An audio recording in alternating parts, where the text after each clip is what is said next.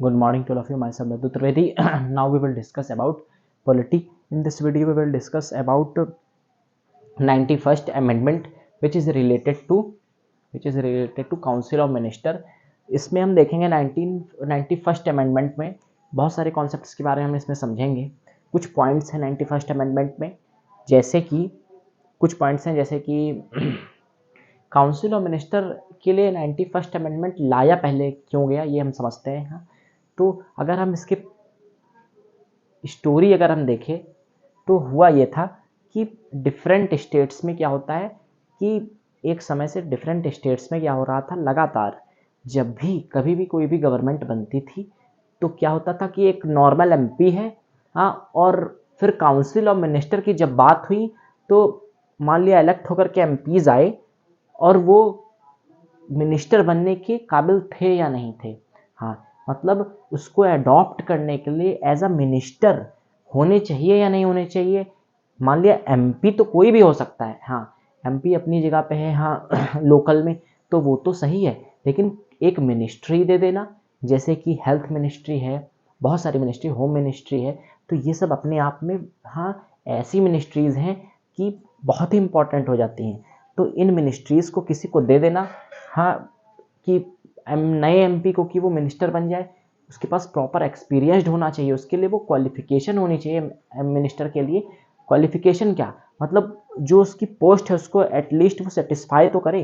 तो पहले क्या होता था, किसी को भी या कितने भी, यहाँ पे किसी को तो मतलब नहीं था, कितने भी एमपीज को बना देते थे काउंसिल ऑफ मिनिस्टर. मान लिया कि 50 एमपी हैं, मैं एग्जांपल दे रहा हूँ, मान लिया 50 एमपीज हैं और 50 एमपीज क्या बन गए, 50 एमपीज बन जाते हैं काउंसिल ऑफ मिनिस्टर.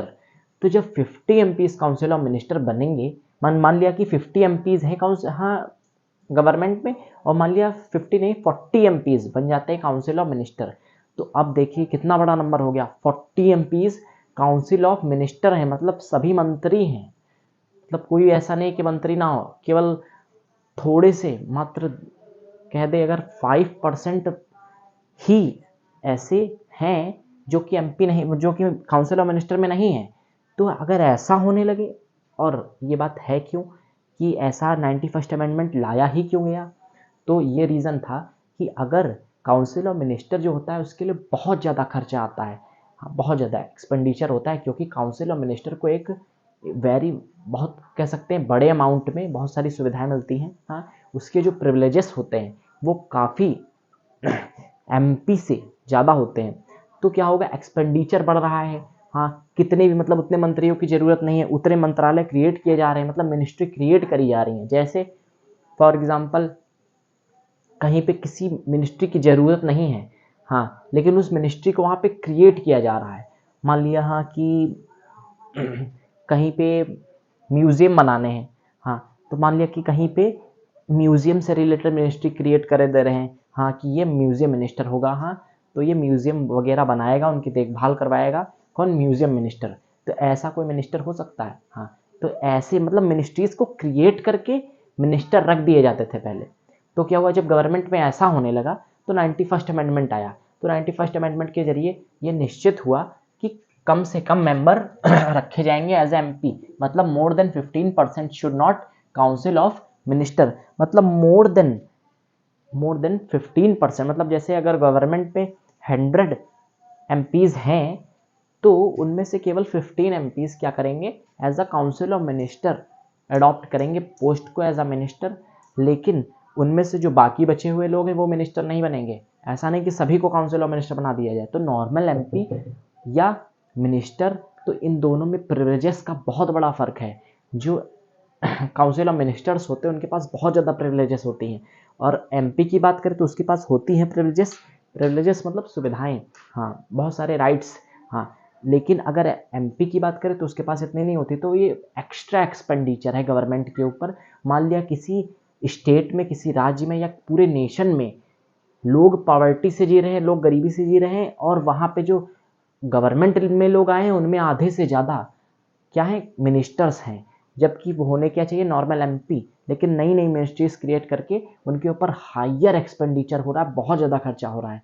तो इन चीज़ों को रोकने के लिए मिसयूज़ मनी का ना होने पाए, इसीलिए हाँ इस, और क्या होता है जब अपनी पोस्ट का भी मिसयूज़ होता है, क्योंकि सभी लोग वो है मिनिस्टर, तो अपनी पोस्ट का भी मिसयूज़ होता है कहीं ना कहीं। तो क्या हुआ 15% से ज़्यादा अब एमपी नहीं हो सकते। अब जब ऐसा हो गया कि 15% से ज़्यादा एमपी नहीं होंगे, तो इसमें कौन लोग आएंगे, तो यहाँ पे कौन आएंगे, जो वेल सेटिस्फाइड पीपल होंगे लोगों की नज़रों में या सबकी नज़रों में, हाँ, या जो गवर्नमेंट ऑफ द हेड है यानी सीएम, उनकी नज़रों में भी। तो अगर देखें तो अब 15% में लोग कौन आएंगे, जो एक्चुअली डिजर्व करते हैं किसी भी मिनिस्ट्री में आने के लिए। अब वही लोग आएंगे कहाँ पे, मिनिस्ट्री में, जो एक्चुअली डिजर्व करते हैं। ऐसे ही नहीं, 15% अब यहाँ पे कौन होंगे, जो टैलेंटेड पर्सन हैं एक्चुअल में, क्योंकि नंबर कम हो गया, मान लिया 100 में 15 ही एमपी आने हैं मिनिस्टर के रूप में, काउंसिल ऑफ मिनिस्टर के रूप में। तो क्या होगा, तो ऐसा होगा कि जो टैलेंटेड पीपल्स हैं एमपी, ऐसे जो कि टैलेंटेड हैं वास्तविकता में, उस जो भी मिनिस्ट्री उनको मिली है, हाँ, तो उसको डिजर्व वो करते हैं, तो वही लोग अब आएंगे।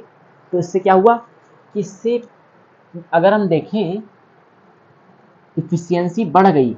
हाँ, इससे क्या हुआ कि जो एक्सेलेंस था काम करने का वो भी बढ़ेगा। एक्सेलेंस काम करने का मतलब जो वर्क हो रहा था अब वो और अच्छे से हो पाएगा। क्यों, क्योंकि टैलेंटेड पर्सन्स आ रहे हैं। ऐसा नहीं कि वहाँ पे भी भीड़ जमा करी गई है काउंसिल ऑफ मिनिस्टर की, हाँ, तो ऐसा नहीं हुआ। तो यहाँ पे टैलेंटेड पीपल आ रहे हैं। जब टैलेंटेड पीपल्स आएंगे, क्योंकि कम से कम अगर अमाउंट होगा तो वहाँ पे ऐसे व्यक्ति को रखा जाएगा जो अच्छे से डील कर सके। हाँ, तो क्या होगा, मान लिया 15 मिनिस्ट्रीज ही हैं, उनमें वो मंत्री हैं, हाँ, तो क्या होगा, जब वो 15 मेंबर्स ही हैं तो वो टैलेंटेड होंगे। अब जब वो कोई डिसीजन लेंगे तो क्या होगा, वो एक्यूरेट होने के चांसेस ज़्यादा हैं। वैसे तो सिक्योरिटीज़ और सेक्रेटरी और जो भी डिफरेंट या कह सकते हैं ब्यूरोक्रेट वगैरह होते हैं, तो वो सब उनके डिसीजन के लिए ही मदद करने के लिए होते हैं। लेकिन फिर भी जो इलेक्टेड पीपल है, तो वो काउंसिल ऑफ मिनिस्टर में यानी जो मंत्री बन रहा है वो तो कम से कम टैलेंटेड हो। हाँ, इलेक्शन होता है हमारे इंडिया में, लेकिन वहाँ पे काउंसिल ऑफ मिनिस्टर जैसी इंपॉर्टेंट पोस्ट के लिए तो ऐसा होना चाहिए। इसीलिए क्या हुआ कि इस यहाँ पे अच्छे और टैलेंटेड लोग आ सके, इसीलिए इसके नंबर को घटा दिया गया 91st अमेंडमेंट के जरिए अंडर आर्टिकल 75(1)(a। ये किसके जरिए हुआ, अंडर आर्टिकल 75(1)(a) के अंडर में ये हुआ। फिर सेकेंड पॉइंट क्या है, this council of minister are collectively responsible to Lok Sabha.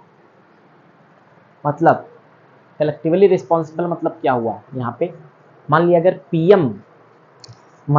PM क्या करे, रिजाइन कर दे, तो सभी कलेक्टिवली क्या करेंगे, रिजाइन कर देंगे। तो ये हो गया कलेक्टिवली रिस्पॉन्सिबल। मतलब वही है, जब हम चेस खेलते हैं तो वहाँ पे अगर राजा जो होता है वो अगर किंग हार गया तो क्या हुआ, चेकमेट से किंग हार गया तो बाकी सब भी हार गए।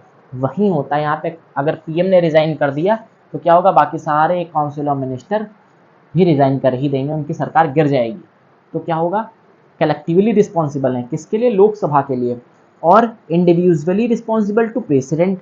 अगर इंडिविजुअली रिस्पॉन्सिबल है, जैसे मान लिया अगर कोई एक एमपी करना चाह रहा है, हाँ, रिजाइनेशन काउंसिल में है, एक एमपी जो कि मिनिस्टर है, वो अगर रिजाइनेशन देना चाह रहा है तो वो तो प्रेसिडेंट को दे सकता है अपना रिजाइनेशन। हाँ, तो क्या होगा, वहाँ पे इंडिविजुअली रिस्पॉन्सिबल है किसके लिए, प्रेसिडेंट के लिए।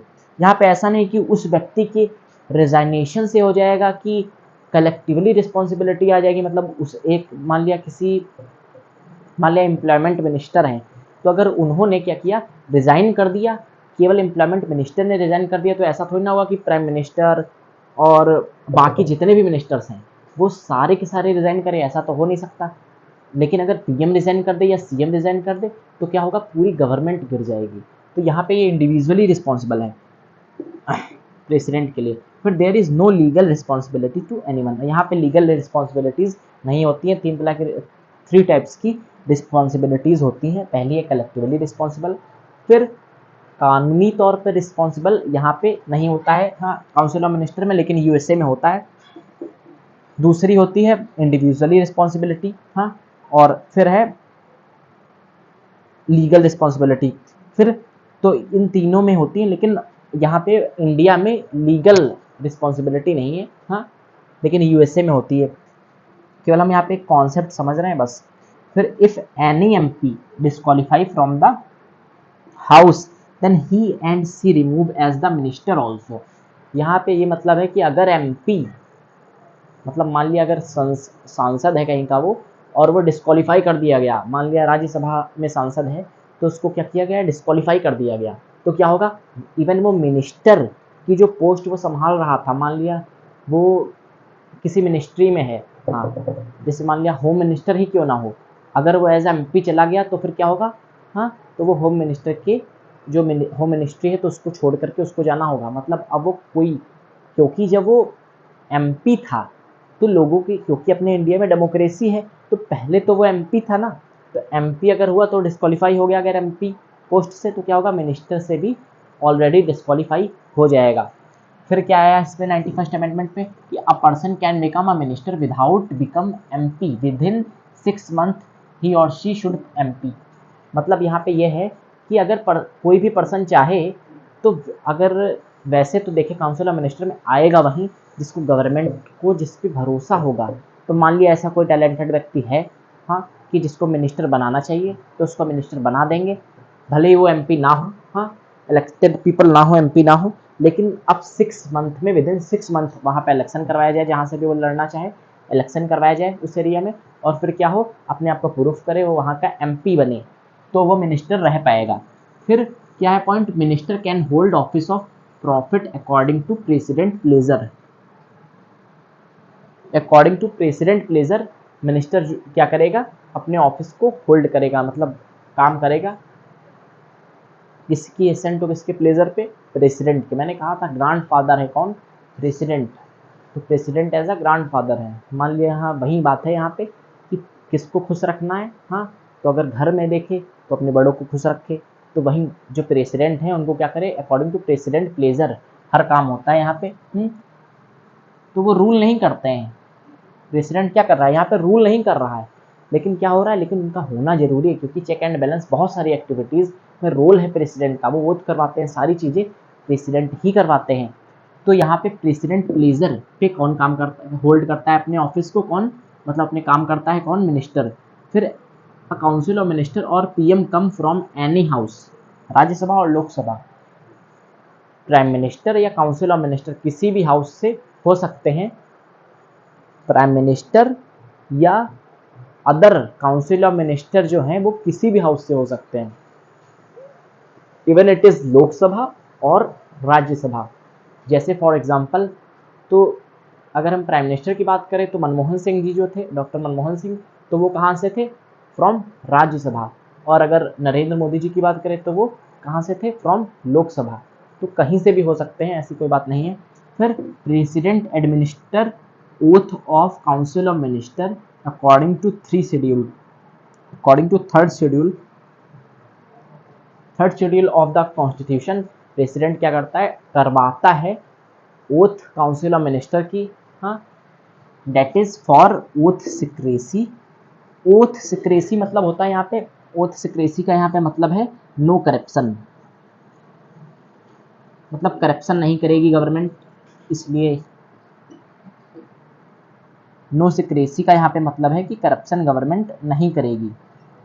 और दूसरी ओथ किस लिए होती है, दूसरा क्या पर्पस होता है ओथ का, कि ओथ ऑफ ऑफिस, मतलब कि मैं, जैसे मान लिया कि मैं होम मिनिस्टर, और फिर जो भी उसका काम हो, हाँ, इसलिए प्लेज करता हूँ, ओथ करता हूँ, शपथ लेता हूँ, हाँ, मतलब एक अपने ऑफिस के लिए होगी, जो भी वो काम कर रहा है उसके लिए, जो भी मिनिस्ट्री वो संभाल रहा है, और एक किसके लिए होगी, मतलब एक दूसरा क्या पर्पस होगा ओथ का, कि मैं करप्शन नहीं करूँगा। ये 2 पर्पसेज होते हैं ओथ के, काउंसिल ऑफ मिनिस्टर की।